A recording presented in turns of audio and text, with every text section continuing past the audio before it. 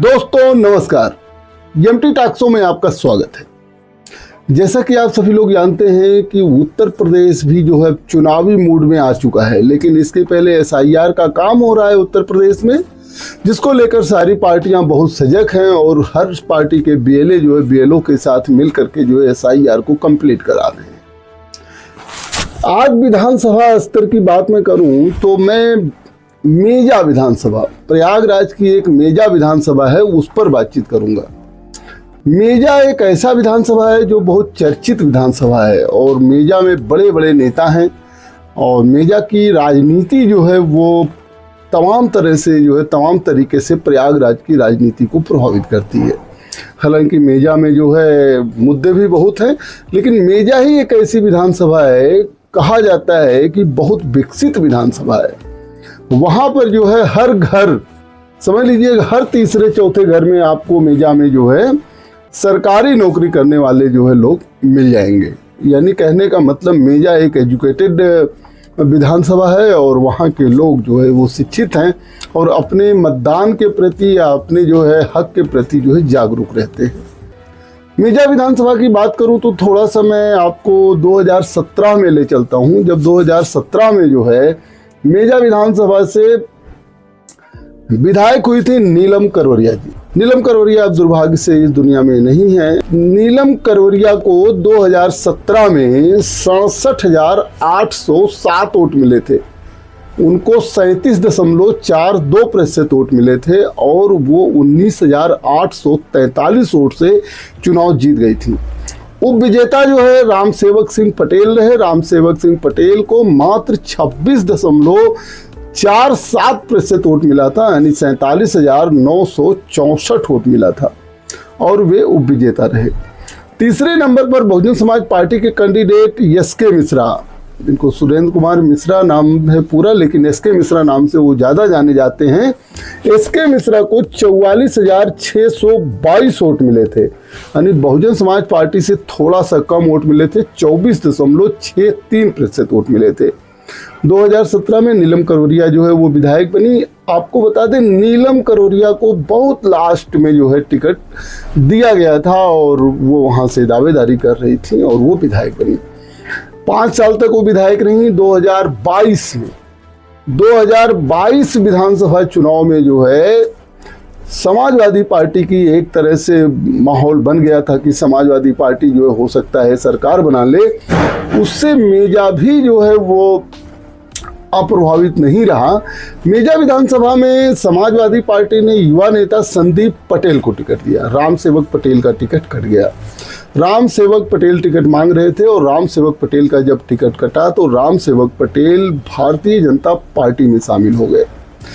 उसके अलावा एक बहुजन समाज पार्टी से चांद मोहम्मद चंदू टिकट मांग रहे थे, उनको भी बहुजन समाज पार्टी ने टिकट नहीं दिया। उनकी जगह सर्वेश तिवारी, बाबा तिवारी को टिकट दिया और चांद मोहम्मद चंदू भी भारतीय जनता पार्टी में शामिल हो गए। भारतीय जनता पार्टी से नीलम करवरिया जो है वो प्रत्याशी बनी। 2022 का चुनाव बहुत टक्कर का था और लेकिन सफलता जो है समाजवादी पार्टी को मिली। संदीप पटेल को 42.12% वोट मिला, यानी कि जहां 2017 में राम सेवक जी को समाजवादी पार्टी के जो प्रत्याशी थे केवल 26% वोट मिला था, वहीं जो है संदीप पटेल को जो समाजवादी पार्टी के प्रत्याशी थे 2022 में 42.12% यानी 78,555 वोट मिला। भारतीय जनता पार्टी प्रत्याशी स्वर्गीय नीलम करवरिया को भी 75,116 वोट मिला। अब आप सोचिए कि जहां 2017 में केवल 67,807 वोट पाकर नीलम करवरिया विधायक हो गई थी, वहीं 2022 में 75,116 वोट पाकर यानी कि 40.28% वोट पाकर नीलम करवरिया 3439 वोट के अंतर से उप विजेता रही। संदीप पटेल के हाथ जो है बाजी लगी, जबकि नीलम करवरिया ने एक अच्छी राजनीति किया था कि समाजवादी पार्टी के पूर्व प्रत्याशी को अपनी तरफ मिला लिया था और बहुजन समाज पार्टी ने जिसको टिकट नहीं दिया था उनको भी अपनी तरफ मिला लिया था। लेकिन 3400 39 वोट की कमी रह गई और वो चुनाव जीत नहीं पाई। उसके पीछे सबसे बड़ा कारण ये था कि बहुजन समाज पार्टी के प्रत्याशी सर्वेश तिवारी को केवल 12.30% वोट मिला, यानी 22,933 वोट मिला, जबकि 2017 में सुरेंद्र कुमार मिश्रा को, SK मिश्रा को वहीं जो है 24 कुछ वोट मिला था, लगभग 44,000 वोट मिला था। ये वोट आधा हो गया और ये जो आधा वोट हुआ वो जो है बंट गया, वो कुछ भाजपा में भी गया और कुछ ज़्यादा संख्या में सपा में गया। पीडीए की बात तो 2022 विधानसभा चुनाव के बाद समाजवादी पार्टी ने किया, लेकिन 2022 विधानसभा चुनाव के दौरान ही संदीप पटेल जो समाजवादी पार्टी नेता थे, उन्होंने वहां पर पीडीए का फार्मूला लागू ही कर दिया था। यहां तक कि जब चुनाव हो रहे थे तो हम लोग रिपोर्टिंग कर रहे थे, तो वहां जो है ये था कि समण बनाम बैकवर्ड हो गया और इसके अलावा समण बनाम अन्य हो गया। ये हुआ, बैकवर्ड की बात नहीं है। और इसके अलावा कहा जाता है कि कुछ भारतीय जनता पार्टी के और कुछ ऐसे नेता थे जिन्होंने जो है पार्टी के हित में काम नहीं किया, ऐसा कहा जाता है।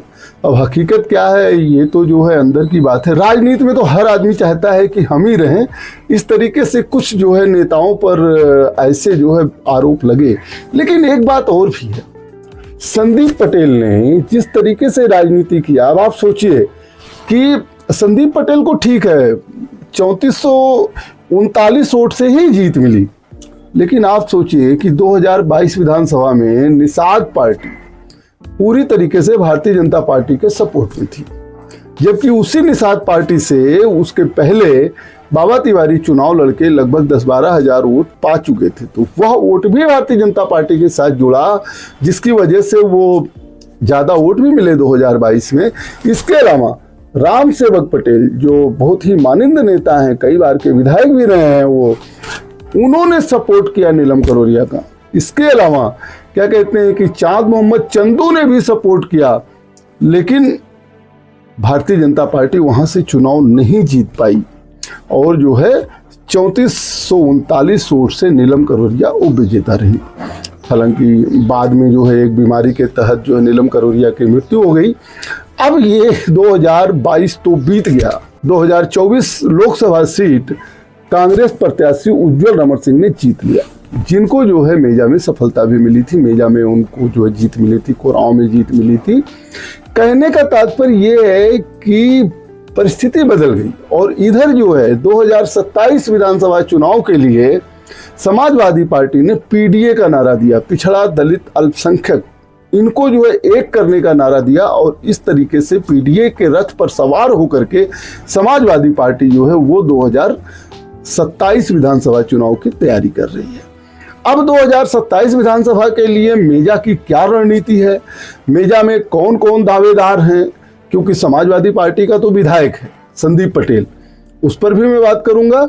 और जो है क्या कहते हैं कि भारतीय जनता पार्टी से कितने दावेदार हैं और अन्य जो है कौन से फैक्टर हैं जो मेजा की राजनीति को प्रभावित करते हैं, इसको मैं बताऊंगा। अगर अभी तक आपने मेरा चैनल सब्सक्राइब नहीं किया है तो एमटी टॉक शो इस चैनल को सब्सक्राइब जरूर कर लीजिए और बेल बटन दबा दीजिए, ताकि जो है अन्य विधानसभाओं का या अन्य क्षेत्रों का जब मैं प्रोग्राम बनाऊं तो आप तक जो है वो सूचना पहुंच जाए।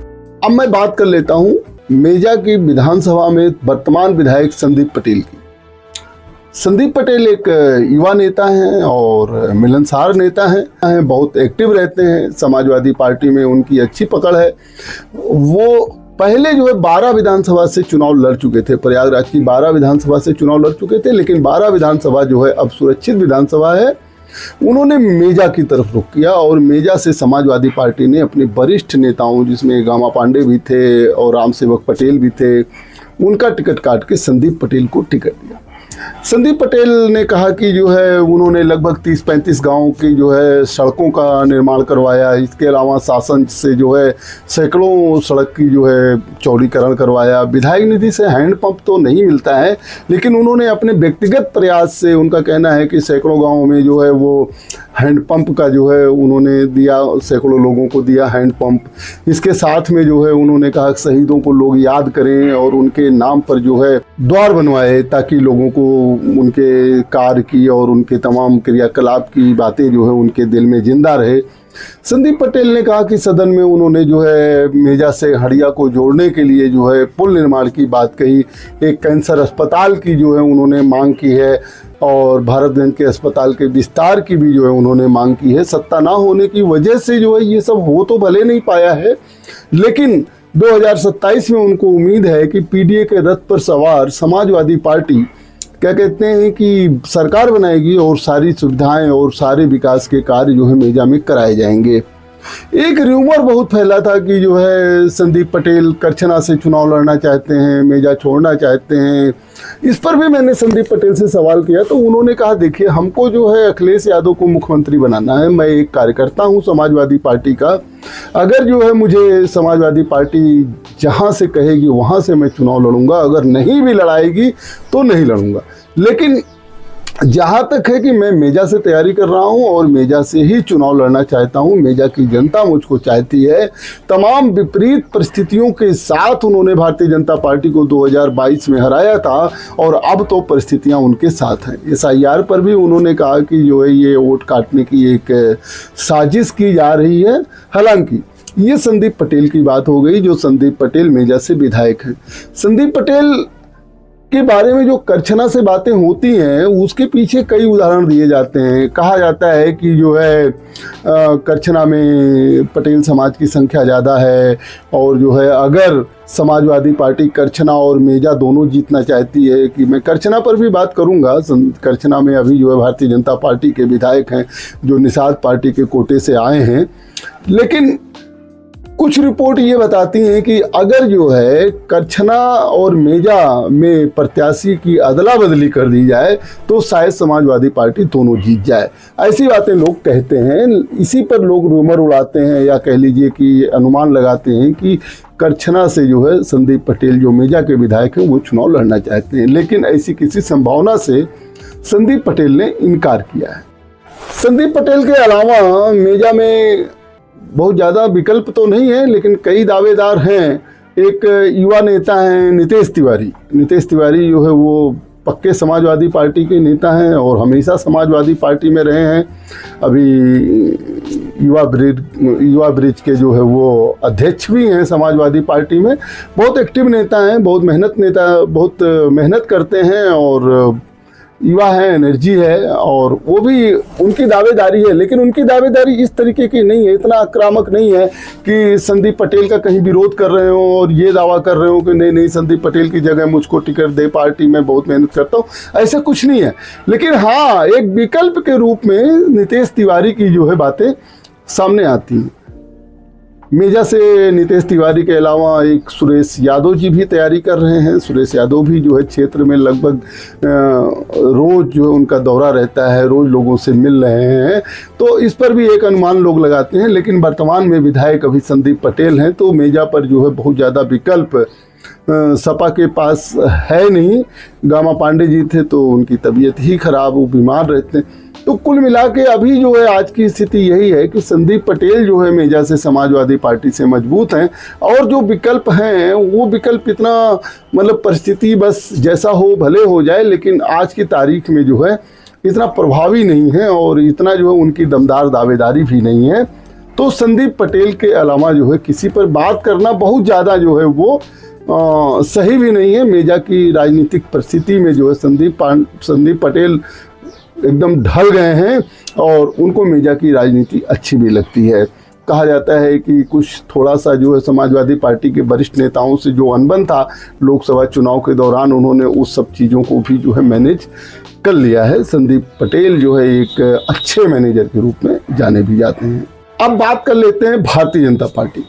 अब है क्या कि भारतीय जनता पार्टी का वहाँ विधायक नहीं है मेजा में भारतीय जनता पार्टी का विधायक नहीं है, क्योंकि नीलम करवरिया जी चुनाव हार चुकी थी और दुर्भाग्य से जो है उनकी डेथ भी हो चुकी है। लेकिन आज की तारीख में भी करवरिया परिवार भारतीय जनता पार्टी से एक जो है बहुत ही मजबूत दावेदार के रूप में है। कहा जाता है कि उदयभान करोरिया या उनके परिवार का कोई सदस्य जो है वो भारतीय जनता पार्टी से चुनाव लड़ सकता है मेजा विधानसभा से। वहाँ मांग भी है लोगों की, क्योंकि विधायक भी पहले जो है करवरिया परिवार से नीलम करवरिया जी थी।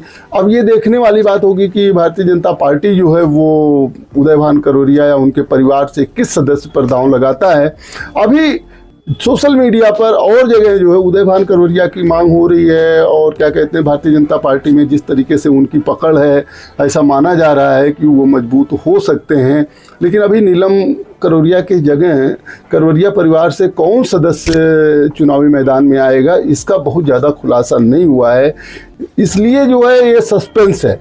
सस्पेंस भले है, लेकिन जो है इसमें कोई दो राय नहीं है कि उदयभान करोरिया और करोरिया परिवार के या किसी सदस्य की मांग जो है वो मेजा में है, और हो सकता है कि इन्हीं के परिवार का कोई सदस्य जो है वो चुनाव लड़े।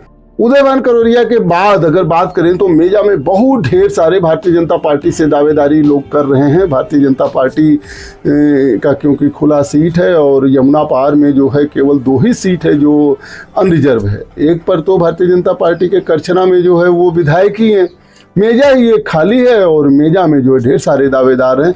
उदयभान करोरिया के बाद अगर किसी की बात की जाए तो लोकसभा का चुनाव लड़ चुके, अभी 2024 में लोकसभा का चुनाव लड़ चुके अधिवक्ता नीरज त्रिपाठी की भी दावेदारी है। नीरज त्रिपाठी भी चाहते हैं कि भारतीय जनता पार्टी मेजा से टिकट दे और वे जो है चुनाव को जीत सकें। नीरज त्रिपाठी के अधिवक्ता हैं, युवा नेता हैं, मिलनसार हैं, और जो है क्षेत्र में बने भी रहते हैं, सबसे मिलते जुलते रहते हैं, तमाम कार्यक्रमों में भाग भी लेते हैं, और उनके बारे में भी कहा जाता है कि भारतीय जनता पार्टी से उनकी भी दावेदारी है। अभी 2019 से 2024 तक जो है सांसद रही डॉक्टर रीता जोशी। डॉक्टर रीता जोशी भी जो है मेजा में बहुत सक्रिय रहती हैं, और उनके भी दावेदारी से लोग इनकार नहीं कर रहे हैं, और उनके जो समर्थक हैं मेजा में वो भी जो है चाहते हैं कि जो है डॉक्टर रीता जोशी जो है वो मेजा से चुनाव लड़ें।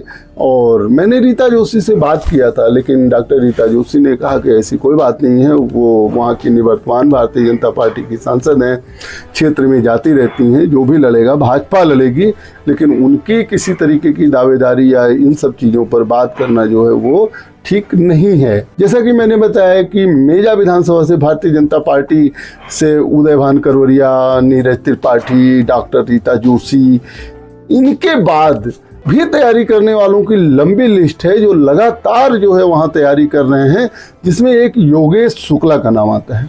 योगेश शुक्ला जो है वो मेजा के रहने वाले हैं। 2 बार उन्होंने जो है लोकसभा का चुनाव भी इलाहाबाद सीट से लड़ा। जब पहली बार जो है डॉक्टर मुरली मनोहर जोशी बनारस चुनाव लड़ने चले गए तो उनकी जगह पर जो है योगेश शुक्ला ने ही भारतीय जनता पार्टी से चुनाव लड़ा था।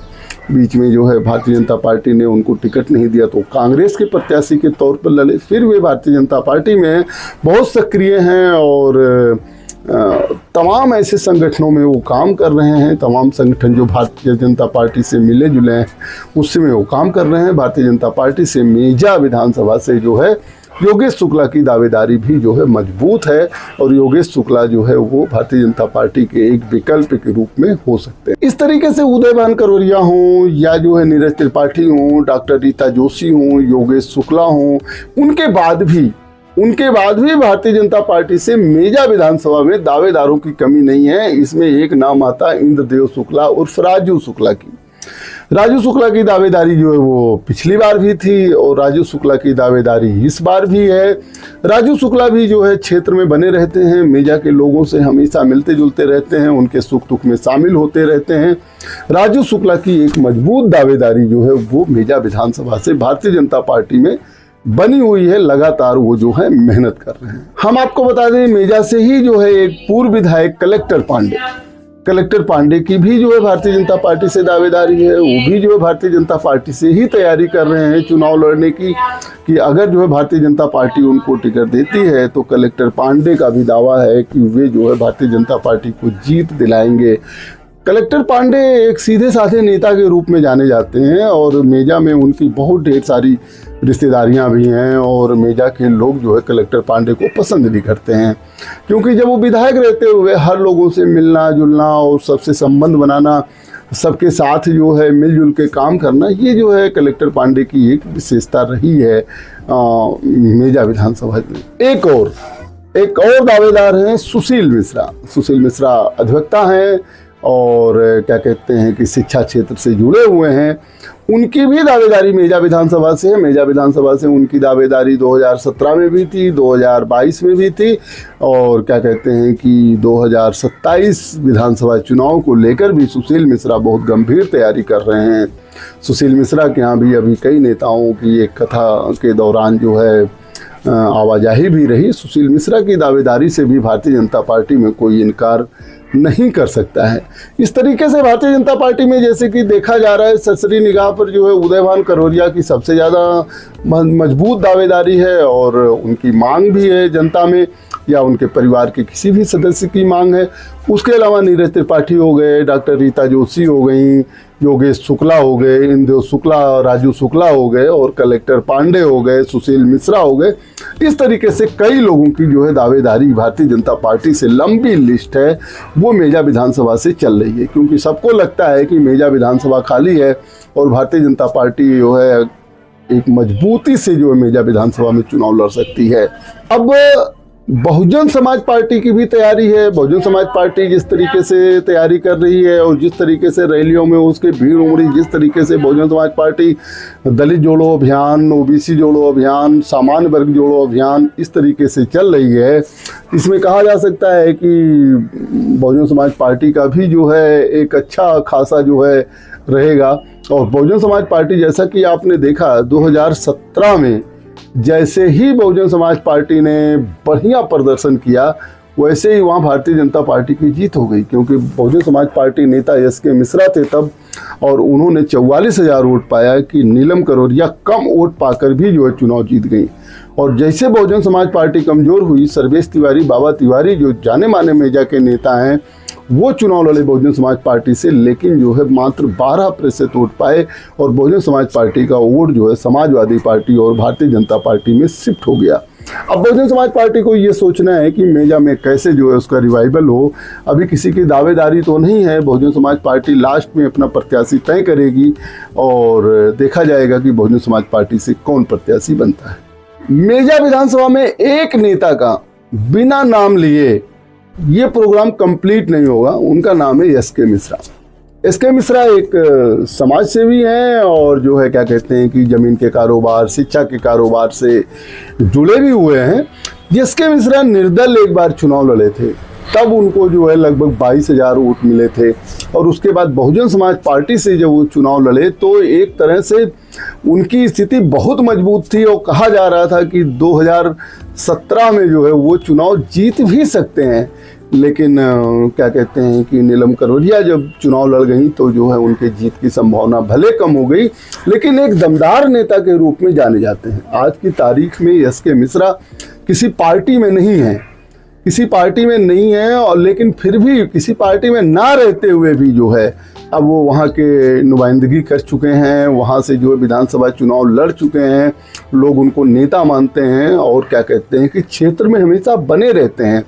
सबके यहाँ आना जाना, सबके सुख दुख में शामिल होना, क्षेत्र के लोगों की समस्याओं को अपने स्तर पर हल करना, ये एस.के. मिश्रा का लगातार बना हुआ है। अब तमाम वहाँ जो है कार्यकर्ता मांग भी करते हैं, तमाम लोग पूछते हैं कि एस.के. मिश्रा किस पार्टी से चुनाव लड़ेंगे, एस.के. मिश्रा किस पार्टी से चुनाव लड़ेंगे, एस.के. मिश्रा विधानसभा चुनाव लड़ेंगे या नहीं लड़ेंगे। ये पॉपुलरिटी एस.के. मिश्रा की बनी है, जबकि एस.के. मिश्रा 2022 में विधानसभा चुनाव नहीं लड़े थे। लेकिन आज के तारीख में भी मेजा विधानसभा में एस.के. मिश्रा की बहुत पूंछ है। अब ये देखना होगा कि एस.के. मिश्रा का क्या स्थिति होता है, एस.के. मिश्रा किसी पार्टी में शामिल होते हैं या नहीं शामिल होते हैं, या मेजा की विधानसभा में वो फिर चुनाव लड़ते हैं या नहीं लड़ते हैं। लेकिन इस बात से कोई इनकार नहीं कर सकता है कि एस.के. मिश्रा जिधर जाएंगे, जिधर सपोर्ट करेंगे, जिसका सपोर्ट करेंगे या खुद लड़ेंगे, तो कम से कम जो है 15 से 20,000 वोट जो है प्रभावित करने की क्षमता रखते हैं। अभी विधानसभा चुनाव में लगभग 15 महीने का समय है उत्तर प्रदेश के। इस स्थिति में मेजा विधानसभा हो या कोई भी विधानसभा हो, वहाँ से लोगों की तैयारियां जोरों पर चल रही हैं। लोग जो है अपने नेताओं के साथ जो है लॉबिंग कर रहे हैं कि उन्हीं को टिकट मिले।